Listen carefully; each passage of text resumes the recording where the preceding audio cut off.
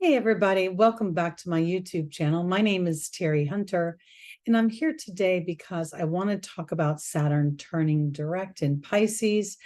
This will start tomorrow, November 4th, 2023, and we will revisit the same degrees, 0 to 7 degrees of Pisces, before we feel a shift in Saturn's energy. And for the most part, here we are. Today is November 3rd, 2024. And Saturn is going to be continuing the 0 degree for quite some time. So basically what my inspiration is that Saturn is essentially standing still in the sky until Christmas time.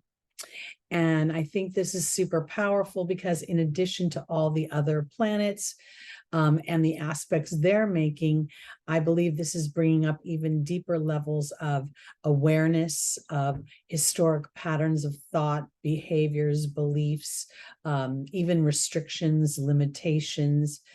It's a time when Saturn, having already traversed the 0 to 7 degrees of Pisces, then retrograding for an opportunity to review, and now I believe a opportunity to root within ourselves what we have, what wisdoms we have gained through this experience.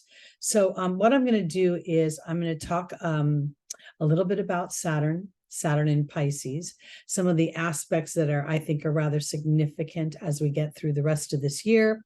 And then I'm going to briefly go through the signs and tell you what house this is happening in for you. This is going to be based on whole sign Western astrology.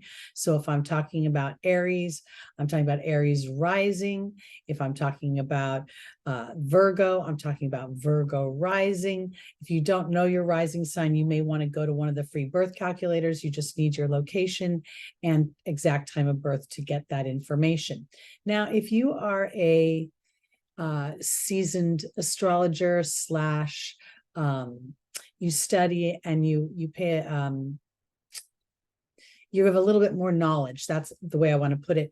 I would look at my chart in Placidus. And I say this because I am a 26-degree Aries rising, which puts most of Aries in my 12th house when I look at it in Placidus. And this is very significant. And I can see it playing out that way in my life. So I encourage those of you that know a little bit more about astrology to actually use the Placidus system so that you can get an idea of how big the houses are. And in that, getting because if you are a 26-degree or a 27, 25-degree rising sign, your primary first house will be the next sign. So I have a very large Taurus first house, which makes me very Taurian, even though that would not be necessarily addressed if I was looking at it in whole sign. I hope that made sense. I hope I didn't belabor that too much. So what I want to talk about is Saturn. Saturn rules so many things. Saturn rules material wealth. It rules building. It rules literally building, building structures, the development of structures, the building of skyscrapers. It rules government and authority and things that the structures with which we adhere to in our everyday lives. You know, we have the structure of going to work. We have the structure of how our families run, and companies have these structures as well. So Saturn rules those. Saturn rules history. It rules time. It rules old age, the periods of time, eras. It rules the bones and the teeth, and it rules wisdom, and it rules the incorporation of experience. It's kind of, for me, a polarizing energy because Saturn has traditionally hit me hard, repressed me, fostered sometimes depression, a feeling of hopelessness, a feeling of things just going in a secular way. And yet at the same time, as we persevere through those illusions of powerlessness, Saturn starts to reward. So as we see Saturn stationing at the 0 degree, it's that degree of birth. It is that first degree when we move into a new house, everything is new and fresh. The possibilities are endless. For me, as Saturn has traversed the 0 to 7 degrees, that for me rules the first seven houses of the zodiac, where the soul experiences itself first before it takes those experiences and moves them up into the upper hemisphere where the public sees us. Now, Saturn also does rule the 10th house of the public eye, our public service, our careers, where we're most visible. But again, this is a progression. So overall, right now, I think as Saturn is been stationed retrograde at 0 degrees of Pisces since about the second week of October.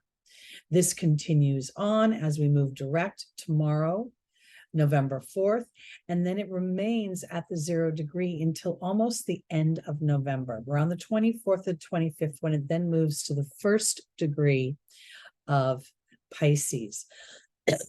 Pardon me. We don't start picking up some real forward motion until almost the new year. So I think this is significant because it's going to make us feel as if we are being sort of held in place. And I say this because this is an opportunity to strategize what you have, the wisdoms you've garnished. What historic dynamics have repeated themselves and maybe even felt frustrating? And how can you take that energy and implement your own personal evolution and watch yourself walk through a similar situation, but with a different focus, a different energy, a different perception and perspective? I believe that this particular portion of Saturn's sojourn through Pisces is about understanding self-discipline. And I don't mean it in, I need to work hard and suffer in order to prosper, but am I enough focused on the things that I want and the things that I want to experience that I'm willing to be disciplined, not just in my actions, but in my thoughts? We also have Saturn sort of looking at us and asking us about our self-respect here right now, because while we're in the sign of Pisces, it's a polarizing sign because it's the last sign of the zodiac. It is the sign where the soul is most aware of being in two worlds, and it is about to, in many ways, traverse back into the cosmic collective. And so while it can be very spiritual and very compassionate and very empathetic, Pisces can get overwhelmed by the challenges and the darkness that the human experience can display. So we see faith coming on the docket here. And that's another thing. Saturn is asking while it's in Pisces, do you have the self-discipline to continue to have faith in your own dreams, in your own desires, in your own abilities, in your own co-creation, to get past any illusions of disempowerment, any fog, any energies that are not resonating to a deeper part of your inner voice, your inner knowing. So I think while we've been in the year 2023, which is a 7-year, we're looking at the 7th house of Libra.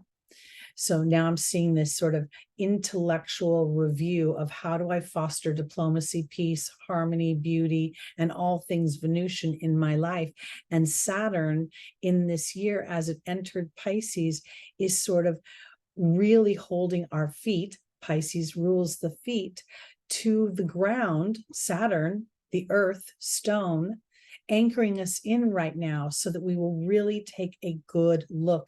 And in some of us may actually enjoy this pause as Saturn moves forward, because the universe will clear the fog for you versus you having to push your way through the fog to find clarity. So I think this is really powerful. Right now, I think what the theme is for Saturn in these last weeks of 2 months of 2023 is, where will I exercise my individuality in a way that actually supports my connection to others?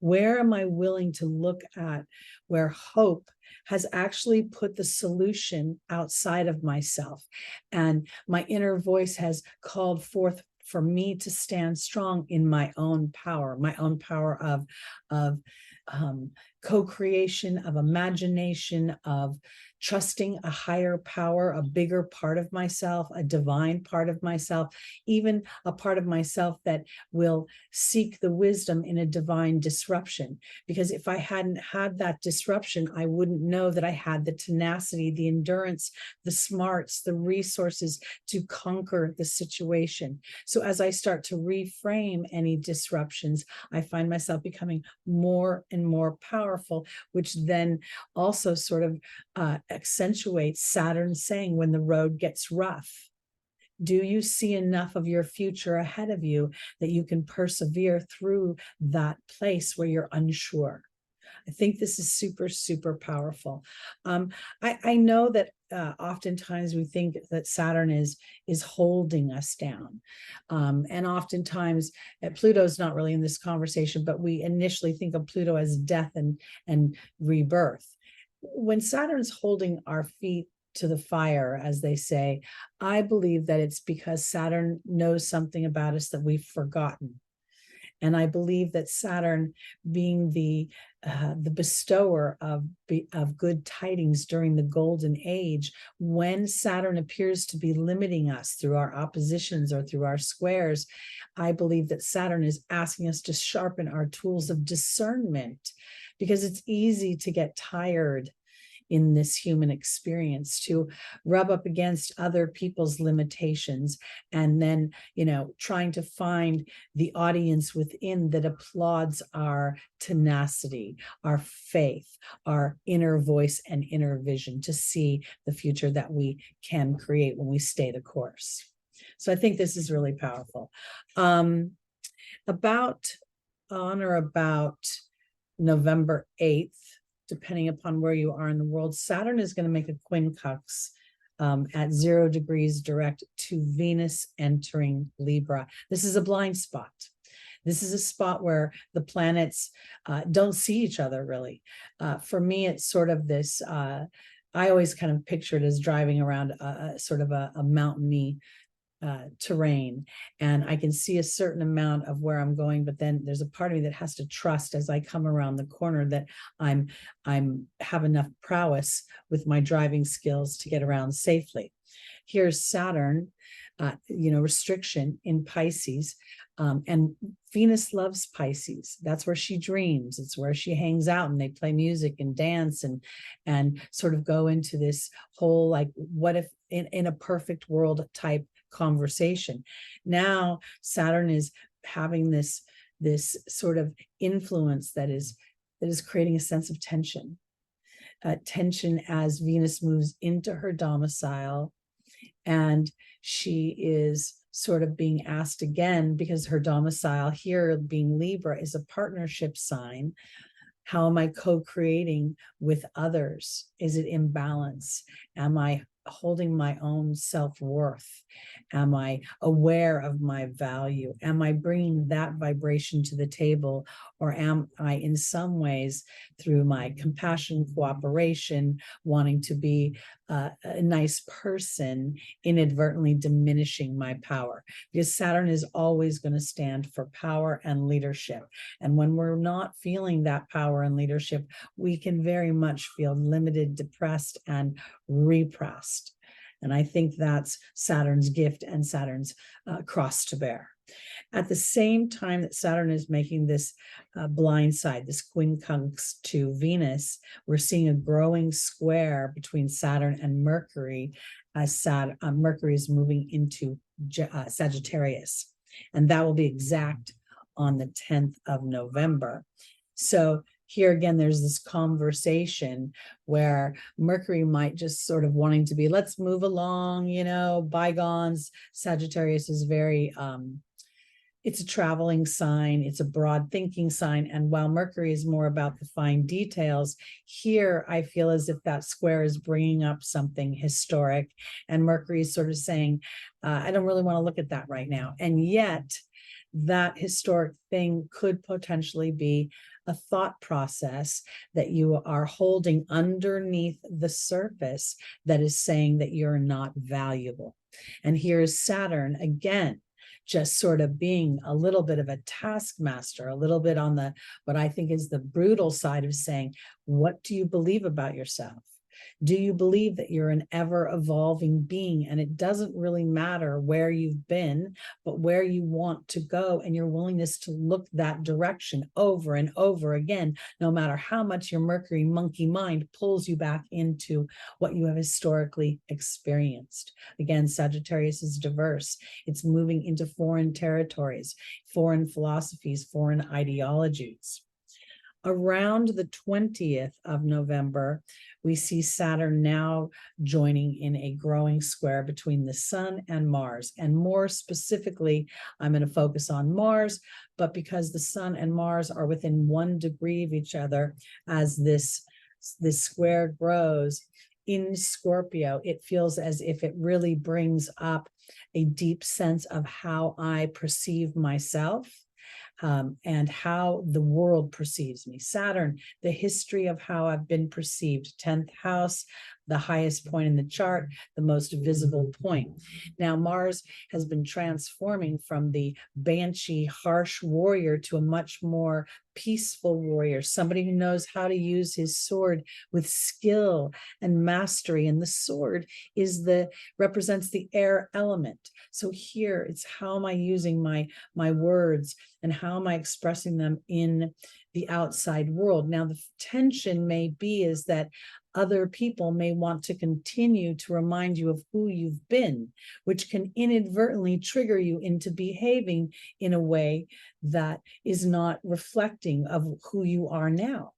And so the awareness of this tension and this growing dynamic can actually put you in a very constructive energy. So if you don't feel strong on your feet about the new you, the one that isn't exactly, rooted into your experience, but rather seems to come and go with outside circumstances. And as you become aware that the outside circumstances don't necessarily have to dictate the inner perception, because that perception can give you an opportunity to step back and watch spirit come in and present either an inspired idea or a resource for you that you were not aware of. We see Mars enter Sagittarius on the 24th of November, which will make Mars in an exact square with Saturn. And here, all the dates I mentioned, I'm sorry if I didn't say it before, are in the Pacific time zone. And here in the United States, it's Black Friday. Traditionally, the day after Thanksgiving is a big shopping day. And while those lines have been blurred over the last few years, again, this is a time when people descend in large groups to do massive shopping. And we see Mars and Saturn having a tense conversation. So, while Mars is in Sagittarius, which is ever so slightly softening that energy, I'd still be mindful of those that are banging around the planet, not quite aware of that they're a co-creating energy. And I want to just take us into one more aspect, which is the beginning of December, December 4th. We will see Venus enter Scorpio. She will be at 0 degrees, and she will be making a trine to Saturn in Pisces. Now, again, Venus is exalted in Pisces.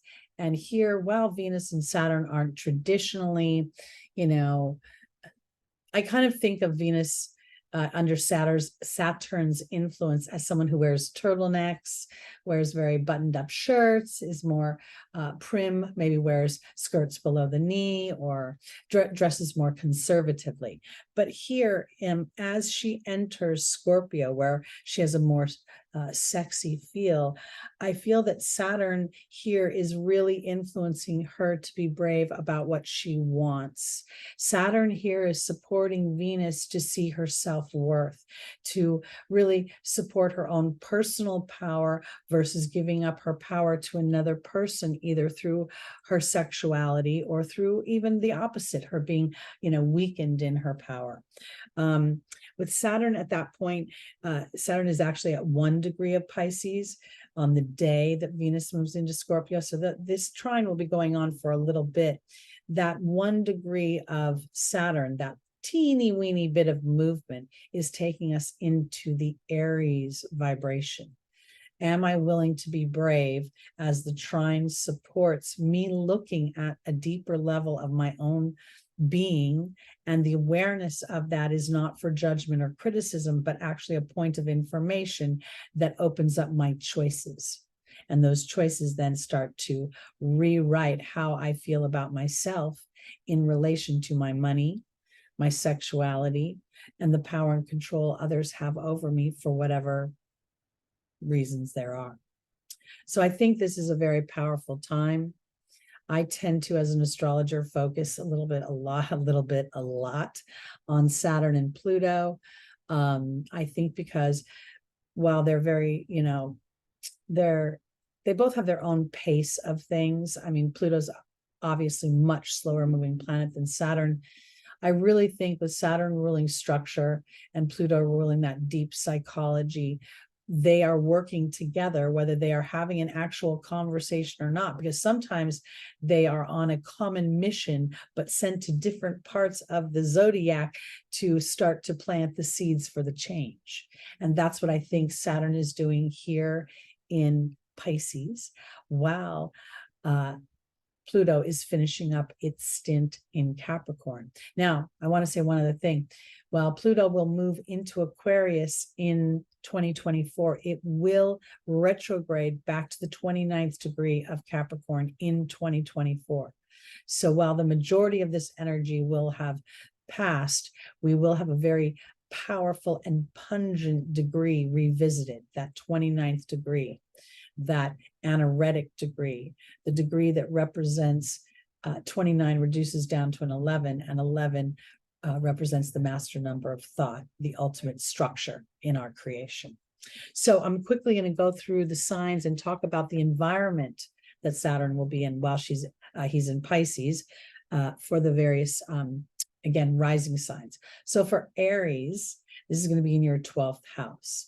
And this is a little bit challenging because it's going to bring up what you cannot see. There is the potential that Aries could feel certain limitations to their moving forward based on really old historic ways of thinking, or being able to get to a certain point in your evolution or in your project or in your whatever you're trying to birth, and then you get to that point where you always seem to have reversal. This, I think, is important because I want to offer my Aries this idea. Getting into meditation, and a moving meditation, I think, is awesome for Aries.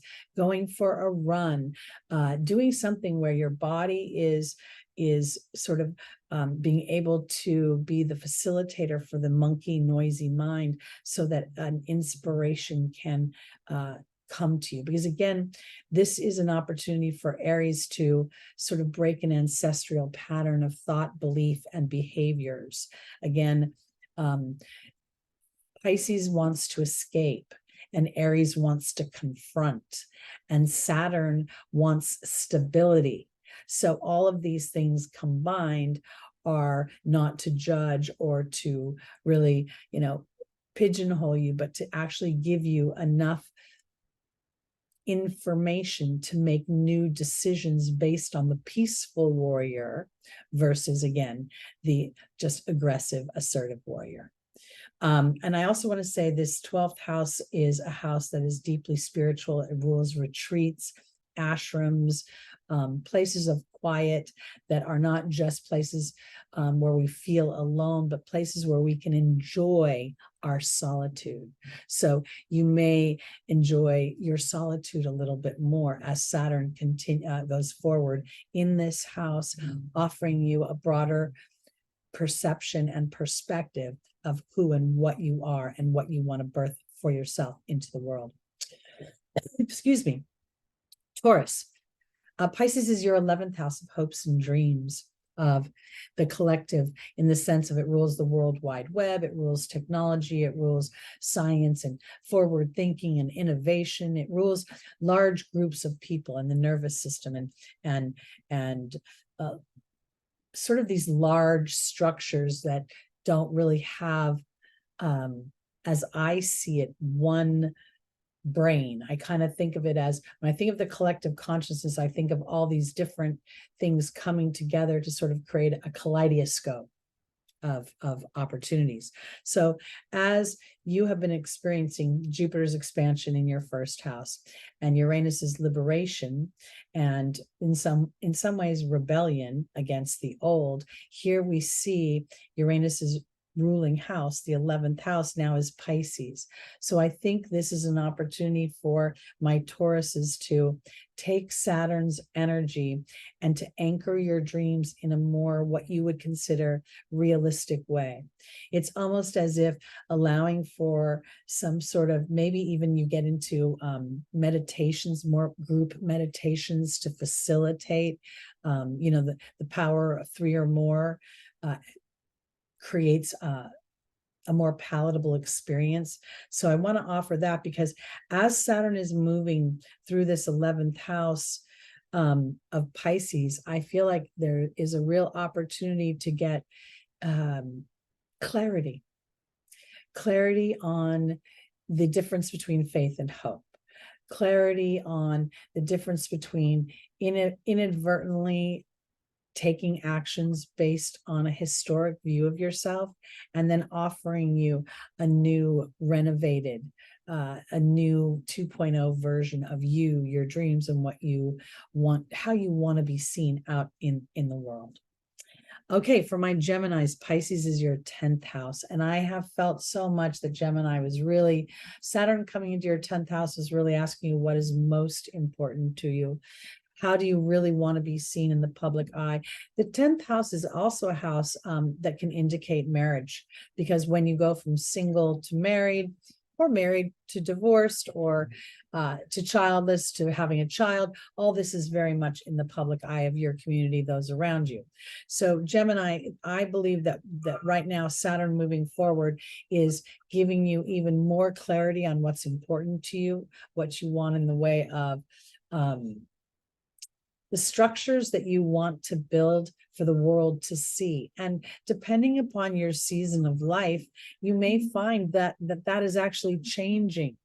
And where at other times in your life you wanted to amass a huge career, now you may want to, shift into something different, something that's more heart chakra based. Because again, Pisces is very creative, very heart chakra-y, very dreamy and whimsical. And, to me, in many ways, the high vibration of Pisces is where Disney lives, where everybody's, fighting the good fight and becomes a hero in their own story.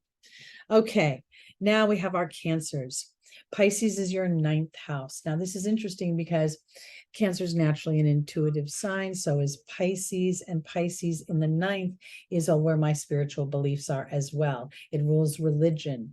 It's ruled naturally by Jupiter, that expansive energy, expansive beliefs, experiencing things that I've never experienced before as I travel into foreign areas, both within my physical body, my emotional body, my spiritual body. And for my Cancers in particular, at being ruled by the moon, and now having this, sort of spiritual, it's also, the 9th house is also a house of business and commerce and, you know, branding and trading and publishing. So you may find that Saturn is giving you the courage to root into some whole new phase of what you believe about yourself and your ability to co-create, taking, you know, your inner, the healing power of the mother and the feminine and the divine feminine, and then putting it up there in that ninth house. It's offering you an opportunity to start to experience yourself with much more rooted awareness of your co-creation.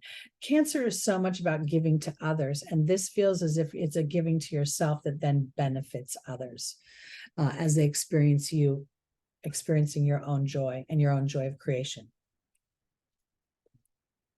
Leo, Pisces is your 8th house. The 8th house is very much a transformational house. It's where the soul oftentimes first experiences physical death and the transformation that offers. It's where we see some of the more dark sides of human dominance show up.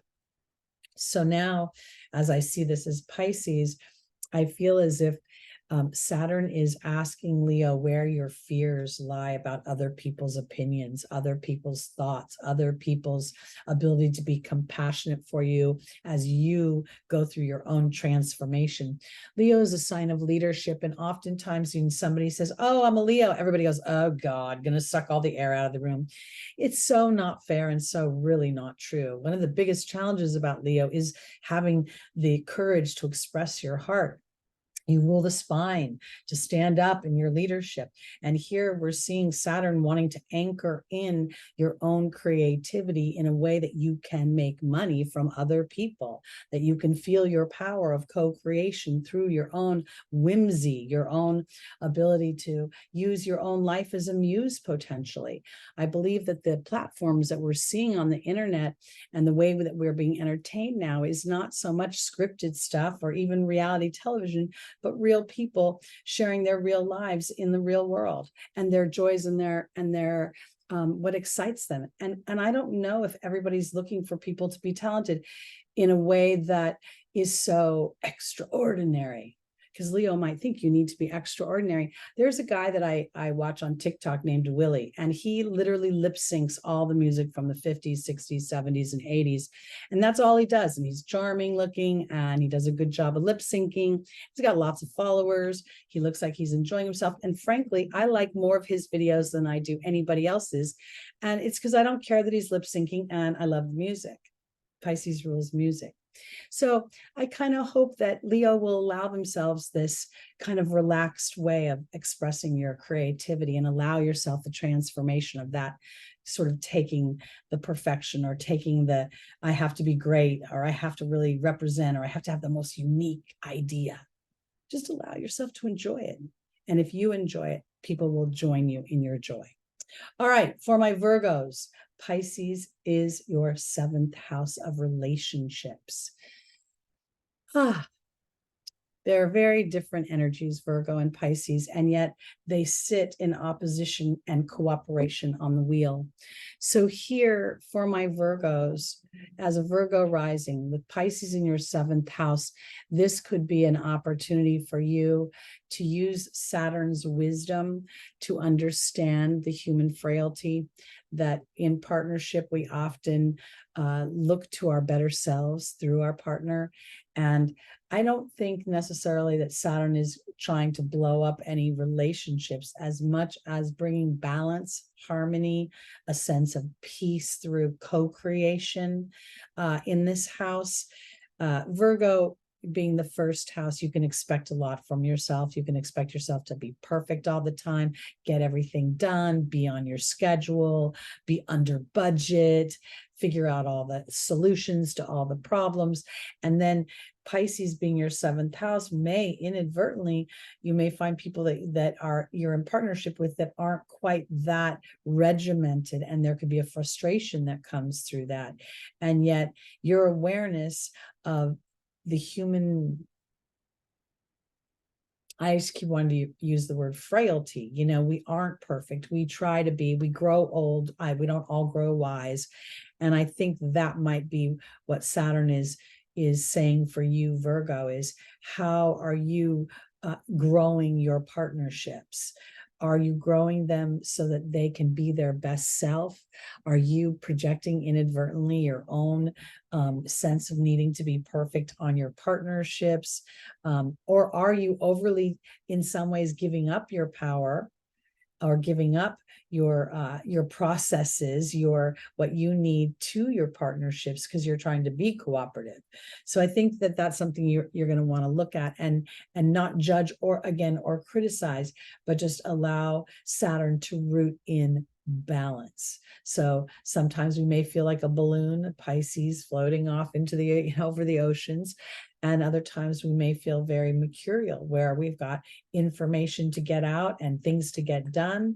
And through those two things, we find a certain balance. All right, for my Libras, Pisces is your 6th house.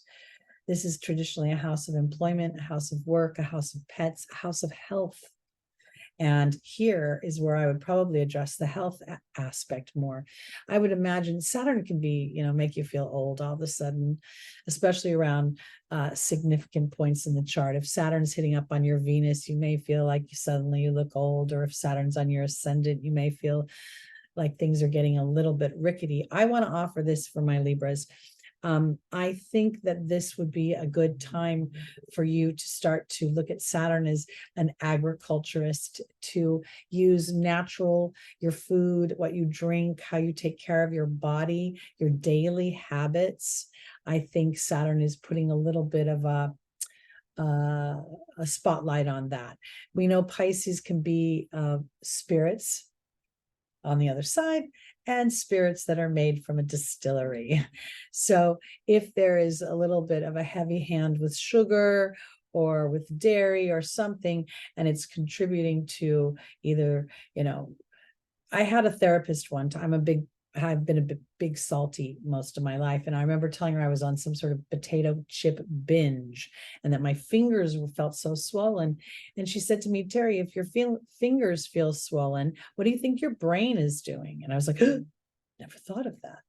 Libra, I want you to think like a little bit outside the box. And rather than trying to stop eating things that you love, be more aware of the relationship you have with what you ingest, both through the media, through your 5 senses, including eating, and how that contributes to your mental health. Because that's the 6th house is the house ruled by Mercury, traditionally Virgo. And you could be feeling a lot of stress. Okay, Scorpio. Pisces is your 5th house. And while this is a trine aspect to you, it is also going to bring up how you are interacting in your co-creation with others, both romantically and creatively. The 5th house is the comic, it's the performer, it's where the children are, the child. It is where it rules high school love and high school relationships. It rules enjoyment and fun and pleasure. And most pleasure that we really have is in our interactions with others, whether we're going to a ball game or going dancing or going to a concert or having romance. So for me, I think that Saturn is really kind of now, as you move forward in this house, it's really tasking you to look at where historically maybe you've defaulted to a pattern that feels uncomfortable, but yet very, very well seasoned, as if, sometimes in our romantic disappointment, we will venture into a relationship with the expectation of disappointment. We may say we're not going to be disappointed, but the inner knowing knows, been there, done that.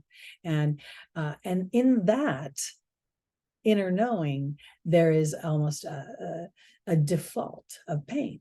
It can only go so low, because when we meet a real contender, the amount of vulnerability we feel is unmeasurable. So I think this is really for my Scorpios about maybe looking a little deeper into your own psychological imprint and how well you actually receive the things in life that are of a lighter energy, a more whimsical energy, a more fanciful energy, a dreamy kind of life, because when I picture Pisces in her, full blown, highest vibration. She's like dancing through a field of flowers, and there's beautiful music in the background, and everybody has a soft fuzz around them, and it's all love and flowers and kisses everywhere. So I think for my Scorpios, this is like, how much of that experience are you inviting into your everyday life? And rather than Saturn putting fears and limitations on that, are you willing to give life to just a new experience where maybe things could change if I change? All right, Sagittarius, Pisces is your fourth house of home. And, we naturally see a mutable square here. And, Pisces in the fourth house might make the fourth house a little bit challenging, because there could be a feeling of things not being firm or grounded or stable. And Sagittarius is naturally a mover and a shaker anyway. So now we see Saturn going through this fourth house of Pisces, sort of offering you an opportunity now to really anchor in and create the home of your dreams. I don't know that Saturn is asking you to be stationary, to be in one place and build that home, as much as, again, building the home of your dreams. Saturn in Pisces could build on the water. You could start to think about wanting to live where in an environment that's more conducive to how your energetic body is. Your energetic body is like electricity, and electricity comes from water. So I think this is important. I also think that there could be a feeling of wisdom, almost like a karmic integration, as if you did experience in your youth or in your earlier chapters of life something that didn't feel completely solid or concrete in your home environment, that now, as you enter this new chapter with Saturn being the master builder of, agriculture and architecture, building the golden age, that you can then start to really connect that may not have been there before, but now I have the ability to do this. And having Sagittarius having 2 points within the Shapley cluster, I think that's very important. Sagittarius at 14 degrees is at the, I believe it's super galactic. No. It's the great attractor. And then at 27 degrees is the galactic center. So for my Sagittarius, is your home life being Pisces, and the kind of duplicity that has may very well have been part of your soul's divine mission as you triumph over the psychological imprint of those situations and move forward in a direction that's more authentic to who you are in this moment. All right, Capricorn, your ruling planet is traversing through your third house. Now, Pisces being your third house, again, it has all the Pisces layers, but now let's look at the Gemini layers, okay? So we've got, what do I think? What do I speak? How do I interact with my siblings, with my teammates, my workmates, my everyday environments, the emails, the communications I have? I think Saturn in this third house right now is offering you, Capricorn, another level of experiencing your evolution back into the baby goat versus the old goat.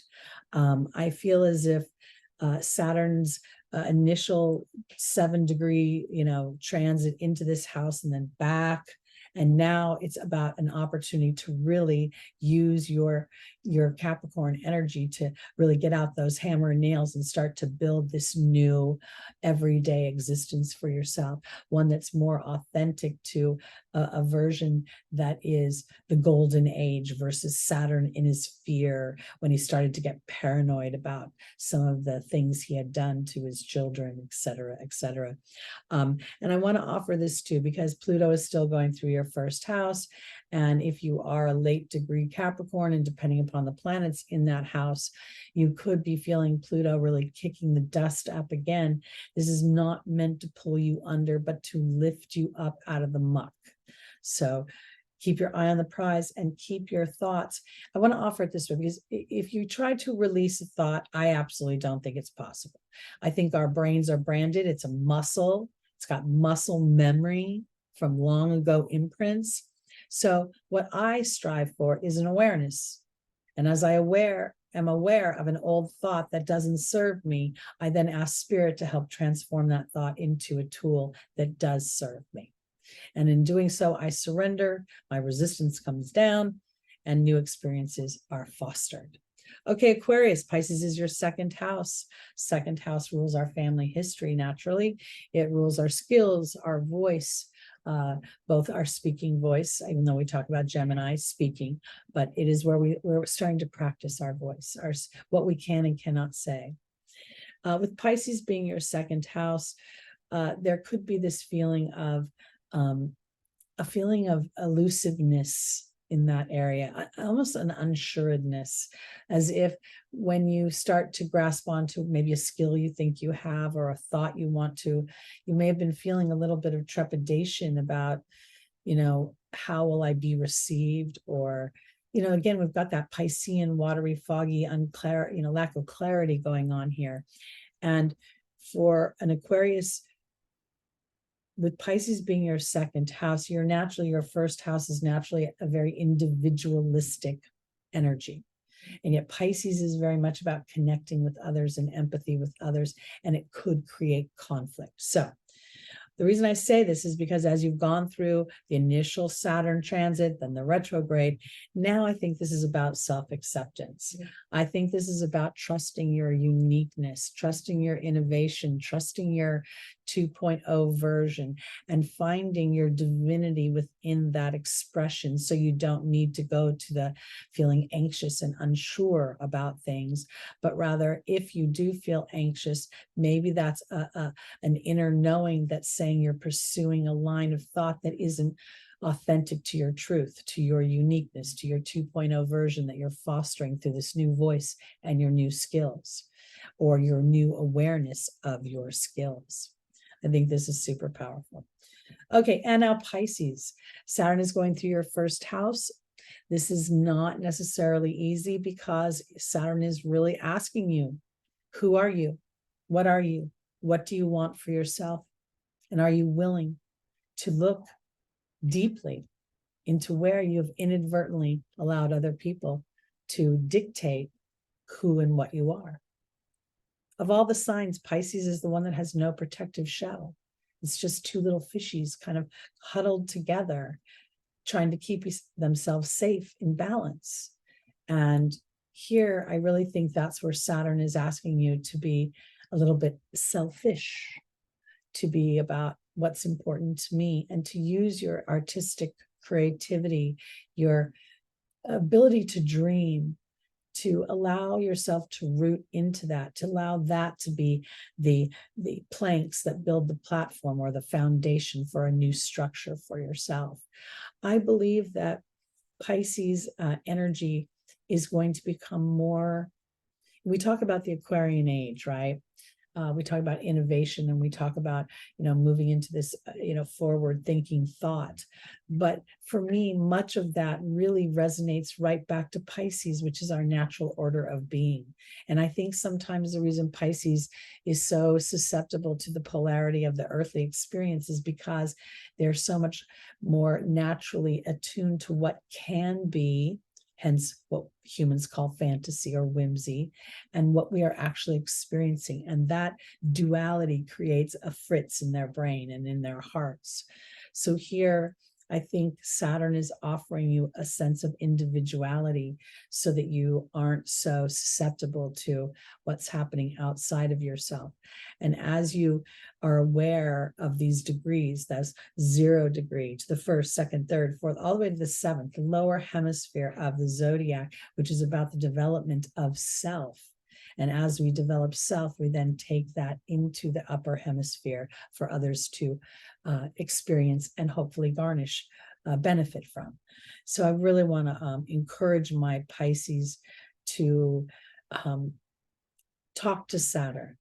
And if Saturn has been feeling limiting, or made you feel depressed, or even more unsure, then I would engage Saturn to let you see the possibilities in building a new life as you muse about what it would feel like as your dreams come true, versus maybe trying to figure out all the stepping stones right now.